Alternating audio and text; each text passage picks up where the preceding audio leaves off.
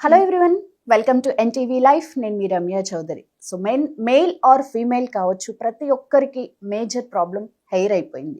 So ఇప్పుడున్న pollution వల్ల కావచ్చు, మనం యూస్ చేసే ఆయిల్స్ వల్ల కావచ్చు, హెయిర్ ఫాల్ అనేది ప్రతి ఒక్కరికి అవుతుంది. సో హెయిర్ ఫాల్ కంట్రోల్ అవ్వాలి అంటే ఏం చేయాలి అనేది మనతో షేర్ చేసుకోవడానికి ఈరోజు మనతో స్టూడియోలో ఉన్నారు డెర్మటాలజిస్ట్ సుధావాణి గారు. సో వారితో మాట్లాడి అసలు హెయిర్ ఫాల్ ఎలా కంట్రోల్ చేయాలో తెలుసుకుందాం.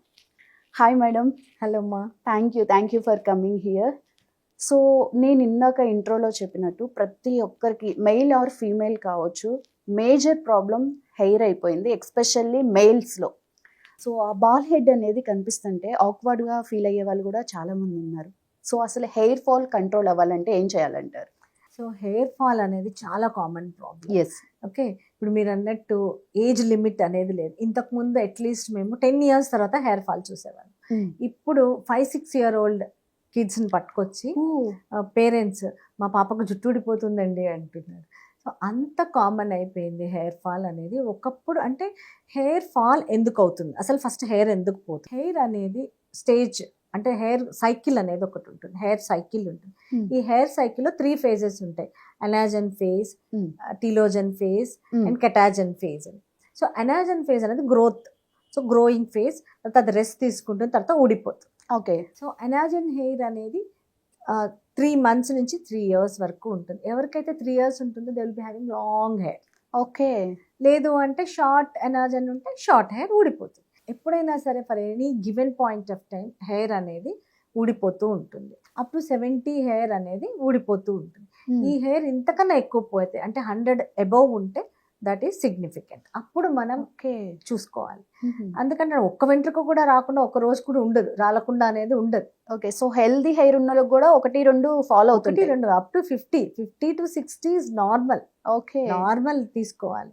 అంతకన్నా ఎక్కువ పోతే అప్పుడు అది అలార్మింగ్. సో దీనికి రీజన్స్ ఉన్నాయి, రకరకాల కాజెస్. ఇప్పుడు టీలోజన్ ఎఫ్లూవియం అని ఉంటుంది. ఇది ఏంటి అంటే ఎవరైనా సరే సడన్గా ఫీవర్, హై గ్రేడ్ ఫీవర్ వచ్చింది, సిక్ అయిపోయారు, లేదా క్రాష్ డైటింగ్ చేస్తున్నారు, ఫుడ్ సరిగ్గా తినట్లేదు, స్ట్రెస్ ఉంది ఏదన్నా, లేదంటే బాగా సిక్ అయిపోయి కోలుకున్నారు, వీళ్ళలో పోతుంది. దీన్ని టీలోజన్ ఎఫ్లూవియం అంటాం. ఇది మళ్ళీ వాళ్ళు సెట్ అయిపోయాక ఆటోమేటిక్గా హెయిర్ పెరుగుతుంది.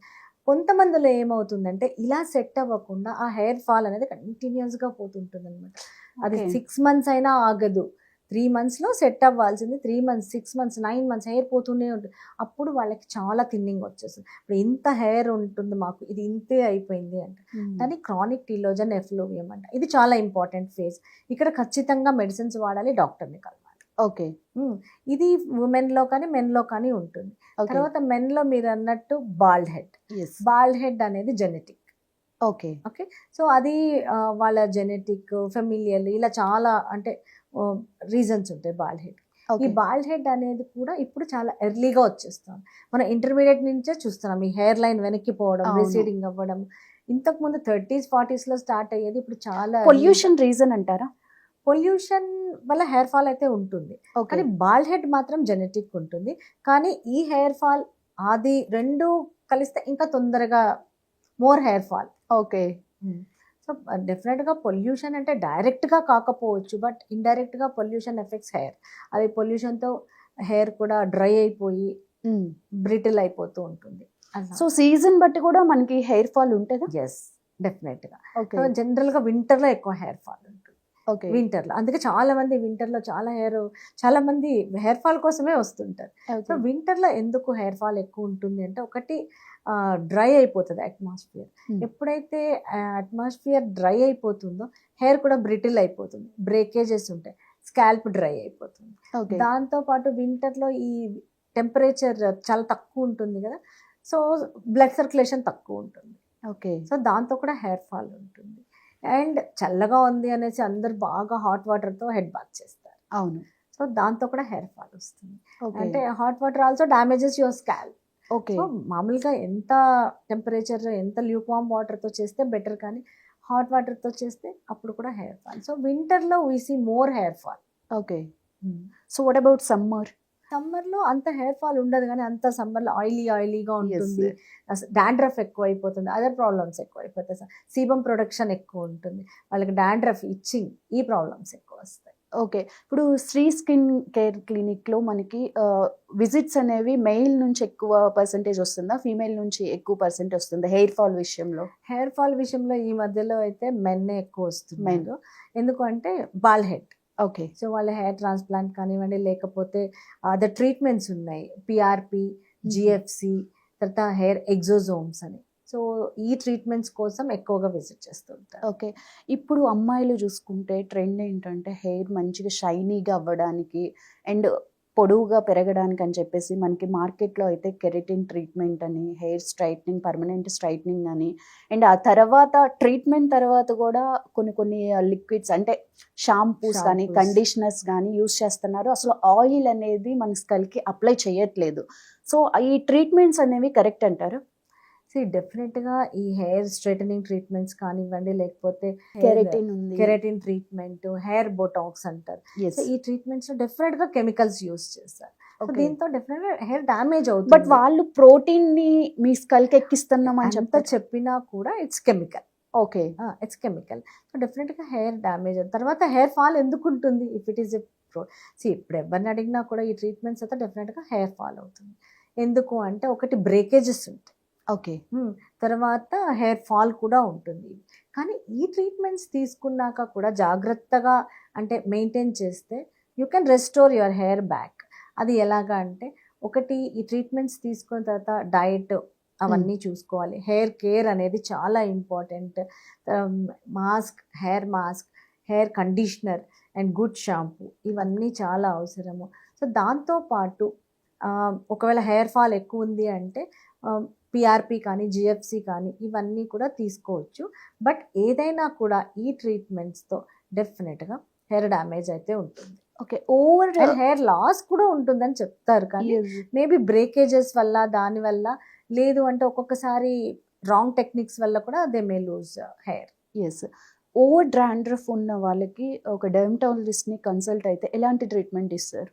ఈ డాండ్రఫ్ అనేది ఇప్పుడు చాలా కామన్ అయిపోయింది. Yes. చిన్న పిల్లల నుంచి అంటే 10-12 ఇయర్స్ నుంచే dandruff start. So dandruff is a multi factorial thing. అంటే ఒక్కటే కాదు, దీనిలో అన్ని ఫ్యాక్టర్స్ ఉంటాయి. హార్మోనల్ చేంజ్ అయినప్పుడు డాండ్రఫ్ వస్తుంది. తర్వాత పొల్యూషన్ వల్ల కూడా పెరుగుతుంది. ఫంగల్ ఎలిమెంట్ ఉంటుంది. ఓకే. సీబమ్ ప్రొడక్షన్ ఎక్కువ ఉంటుంది. ఇట్లా చాలా కాజెస్ ఉంటాయి. It's multi factor. అందుకని డాండ్రఫ్కి అదే చెప్తాం, there is no permanent cure for dandruff, మీరు మెయింటైన్ చేసుకోవాలి అనేసి. ఇప్పుడు ఒక షాంపూ, యాంటీ డాండ్రఫ్ షాంపూ ఇస్తాం, వాడతారు, 1 month వాడతారు, డాండ్రఫ్ తగ్గిపోతుంది. మళ్ళీ మానేస్తే మళ్ళీ వస్తుంది. ఓకే. సో పర్మనెంట్ క్యూర్ లేదా అని అడుగుతూ ఉంటారు చాలామంది. కానీ పర్మనెంట్ క్యూర్ అనేది not possible, but we can control it very easily. Yes. So చిన్న చిన్న టిప్స్, ఒక యాంటీ డాండ్రఫ్ షాంపూ యూజ్ చేసుకోవడం, సీరమ్స్ ఉన్నాయి, యాంటీ డాండ్రఫ్ సీరమ్స్, అవి యూజ్ చేస్తే కూడా కంట్రోల్ అయిపోతుంది. ఓకే. ఇప్పుడు మెన్‌లో కూడా బాల్ హెడ్ వల్ల ఇంకా నేను మెయింటైన్ చేయలేను, వీళ్ళు ఎన్ని మెడిసిన్స్ ఇచ్చినా నేను తీసుకోలేను అనుకున్న వాళ్ళు హెయిర్ ట్రాన్స్‌ప్లాంటేషన్‌కి వెళ్దాము అనే ఆలోచనలో ఉంటారు. సో హెయిర్ ట్రాన్స్‌ప్లాంటేషన్ అనేది బెస్ట్ మెథడే అంటారా? అంటే అన్ని ఆప్షన్స్ లేనప్పుడు హెయిర్ ట్రాన్స్ప్లాంటేషన్ అనేది బెస్ట్ మెథడే. ఎందుకంటే ఇప్పుడు చాలా మందికి బాల్ హెడ్ వచ్చాక ట్రీట్మెంట్స్ ఇస్తే వాళ్ళు ఒక 6 to 8 months వెయిట్ చేయాలి. ఓకే. కొంతమందికి చాలా కొద్ది మందిలో వాళ్ళు ఎన్ని ట్రీట్మెంట్స్ తీసుకున్నా కూడా వాళ్ళకి హెయిర్ రీగ్రోత్ అనేది ఉండదు. ఓకే. సో వాళ్ళకి best option is hair transplant. So side effects అనేవి ఉండవా? ఏమీ ఉండవు. ఓన్లీ అంటే ప్రాపర్గా డాక్టర్ దగ్గర చేయించుకుంటే ఏం సైడ్ ఎఫెక్ట్స్ ఉండదు. సో మినిమల్ ఏవో చిన్న చిన్న ఉంటాయి. కాకపోతే ఏంటి అంటే ప్రాపర్గా మీరు ప్రీ ప్రొసీజరల్ వర్కప్ ఉంటుంది. అంటే వాళ్ళ హెల్త్, వాళ్ళ బీపీ ఎంత ఉంది అన్నీ కూడా ముందు ఇన్వెస్టిగేషన్స్ చాలా ఇంపార్టెంట్. తర్వాత చేసేటప్పుడు కూడా ఏమన్నా ఉంటే కూడా ఏమన్నా వార్నింగ్ సైన్స్ ఉంటే అవి చూసుకోవాలి. చేసిన తర్వాత ప్రొసీజర్ అయిపోయిన తర్వాత ప్రికాషన్స్ ఇవి కనుక కరెక్ట్గా ఫాలో అయితే side effects minimum. Okay. So మన ఎన్టీవీ వ్యూవర్స్ కోసం న్యాచురల్గా అసలు హెయిర్ ఫాల్ అవ్వకుండా ఎలా కంట్రోల్ చేసుకోవాలి అనేది కొన్ని రెమెడీస్ ఏమైనా చెప్తారా? మంచి food, protein food is very important. Haemoglobin అనేది చూసుకోవాలి, అది తక్కువ అయిపోతే హెయిర్ ఫాల్ అవుతుంది. తర్వాత అండర్లైన్ థైరాయిడ్ ప్రాబ్లం ఉన్నా కూడా హెయిర్ ఫాల్ ఎక్కువ ఉంటుంది, అవన్నీ చెక్ చేసుకోవాలి ఫస్ట్. తర్వాత షాంపూయింగ్. సో హెయిర్ వాష్ అనేది వీక్లీ 2 సరిపోతుంది. చాలామంది వారానికి 3-4 సార్లు డైలీ చేసే వాళ్ళు డైలీ చేసే అప్పుడు హెయిర్ డెఫినెట్గా డ్యామేజ్ అయిపోయి హెయిర్ ఫాల్ ఉంటుంది. సో హెయిర్ వాష్ తర్వాత కండిషనర్ అనేది కంపల్సరీగా అప్లై చేసుకోవాలి. అండ్ హెడ్ బాత్కి ముందు కోకోనట్ ఆయిల్ అప్లై చేసుకోవచ్చు. ఒక 1 అవర్ అట్లా జెంటిల్ మసాజ్ చేస్తే కూడా అంటే హెయిర్కి కొంచెం protein loss from the hair అనేది మనం మినిమైజ్ చేయొచ్చు హెయిర్ వాష్. ఓకే. సో అది ఒకటి ఉంది. తర్వాత అదర్ థింగ్ అంటే డైట్తోనే మెయిన్ హెయిర్. ఎస్. అండ్ ఇప్పుడైతే హెయిర్ బ్రిటిల్ అవ్వకుండా హెయిర్ సన్ స్క్రీన్స్ కూడా ఉన్నాయి. కాకపోతే హెయిర్ స్ప్రేస్ ఇలాంటివన్నీ ఎక్కువ వాడితే హెయిర్ డెఫినెట్గా డ్యామేజ్ అయిపోతుంది. అవన్నీ కూడా మినిమైజ్ చేసుకుంటూ ఉన్న హెయిర్ అంటే వాట్ ఎవర్ ఏదైతే ఉందో దాన్ని మంచిగా చూసుకుంటే డెఫినెట్గా అంటే హెయిర్ అనేది చాలా ఇంపార్టెంట్ కదా. ఫేస్కి అందం ఇచ్చేదే హెయిర్. అవును. సో హెయిర్ని జాగ్రత్తగానే చూసుకోవాలి. ఇప్పుడు Yes. కొంతమంది చాలా టెన్షన్ పడిపోతారు, మొత్తం హెయిర్ పడిపోతుంది.